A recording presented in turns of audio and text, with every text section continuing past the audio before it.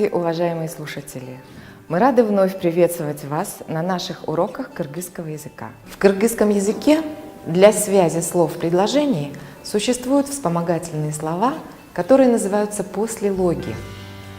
Они соответствуют русским предлогам, но в отличие от русского языка, они стоят после существительного, к которому относятся, и поэтому называются послелоги.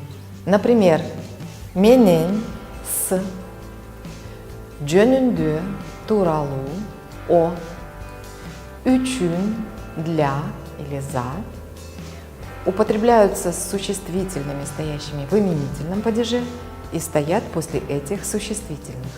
Приведем примеры. Мен көргөзмөгө максат менен барам. Я пойду на выставку с максатом. Окуучу бор менен жазат. Ученик пишет мелом.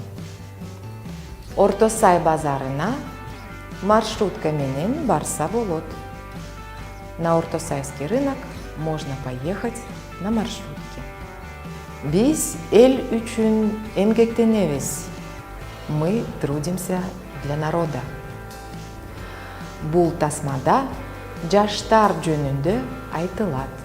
В этом фильме рассказывается о молодежи. Послелог чейин до ставится после существительного в дательном падеже. Майрамга чейин 5 күн калды. До праздника осталось 5 дней.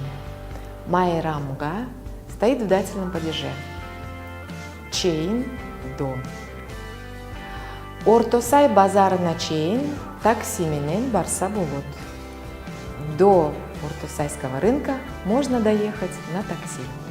Послелог кийин, после, употребляется с существительным в исходном падеже кимден, эмнеден. Например, лекциядан кийин концерт болот. После лекции будет концерт.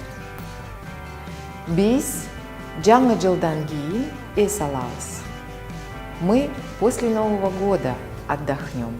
Послелоги алдында, перед, артында, позади, үстүндө, сверху, на, над, астында, под, жанында, около, ичинде, в, внутри употребляются с существительными, стоящими в родительном падеже. Например, үйдүн алдында бала бакча бар. Перед домом есть детский сад. Парктын артында чоң көл бар. Позади парка есть большое озеро. Столдун үстүндө китеп жатат. На столе лежит книга. Мен аэропорттун жанында жашайм. Я живу рядом с аэропортом. Шкафтын ичинде кийим жатат. В шкафу лежит одежда. С вами была Гульнара Намазбекова. Материалы для нашего урока взяты из учебника Гульмиры Дюшеевой «Кылым карыткан тил».